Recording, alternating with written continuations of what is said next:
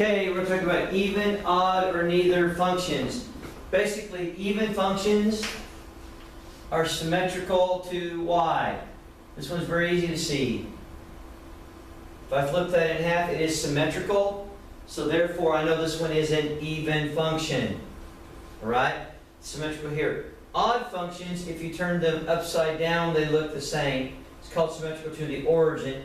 Upside down, you're turning me. And if I turn this one upside down, it would be a W, it'd be more like an M. So, and neither will simply be not do either. If it doesn't do either one of those two, then it is a neither. Now let's also look now at problem number 21. So we'll slide to it real fast as I'm walking over here. We're at 9. This 21 is how you do an odd even problem algebraically. So there we go. First off, you can put each of those in the calculator and look to see which one of these, when you turn it upside down, looks the same. All right? That's another way to go about doing this. You can graph each of these. But to do it algebraically, what we're going to do is this. An odd function, when you put it in the equation, changes all the signs. I'll put a negative x here to the 5th power, minus x, minus parentheses, to the cube, and I'm going to put a negative x in here. Now notice, a negative that many times will stay negative. So I'll have negative 5 times basically a negative x to the 5th, which makes it a positive 5x to the 5th. And this here, negative times negative will be negative.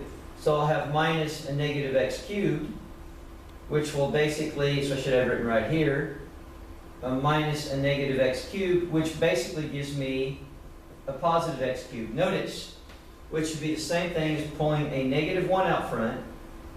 And now what I have exactly,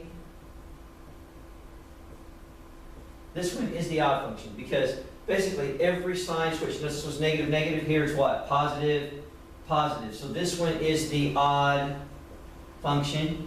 I can put these others in here, and as a shortcut, if I was to change that to negative x, you would get the following. It would be, the negative would become like this. Notice not everything changed, just that one value right there. Here, if I put it in, that would make that one odd, but this one, a negative times a negative, would make it this. They all did change. And this one here, if you did 3 times negative x to the 4th power minus x, a negative x squared, those are going to be even. This one didn't change at all, which makes this one an even function, and both of these are neither,